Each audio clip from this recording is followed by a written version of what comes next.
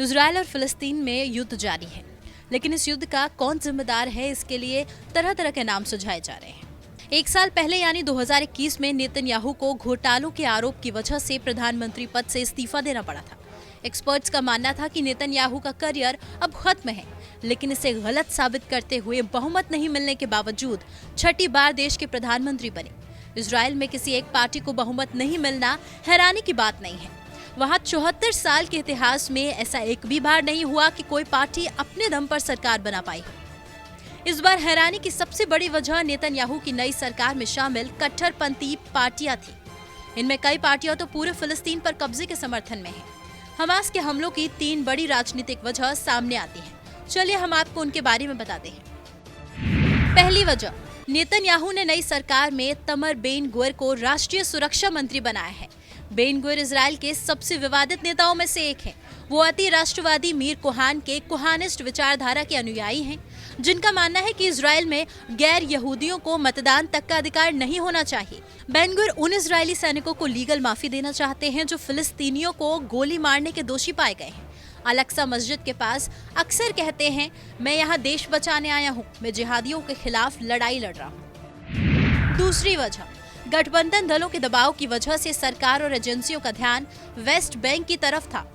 गठबंधन दल के नेता और रक्षा मंत्री बेन-गुविर वेस्ट बैंक पर कब्जे के हिमायती रहे। वो नहीं चाहते कि फिलिस्तीन का वजूद भी रहे। इस लिहाज से पूरी सरकार का फोकस वेस्ट बैंक पर था। इजराइल की ज्यादातर सेना इसी इलाके में तैनात थी।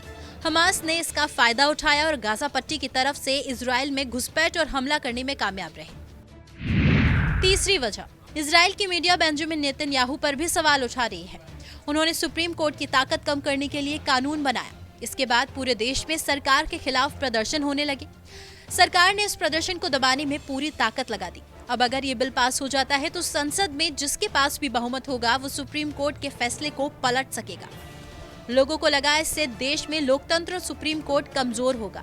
इसी बीच सरकार की नजर हमास से हटी और मौका मिलते ही हमास ने अपना काम कर दिया।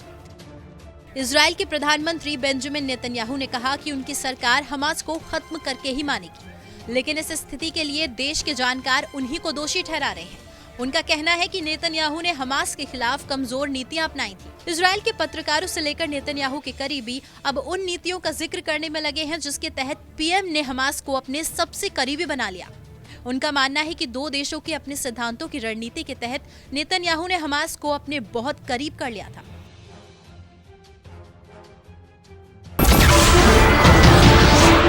नमस्कार, मैं हूं मानक गुप्ता।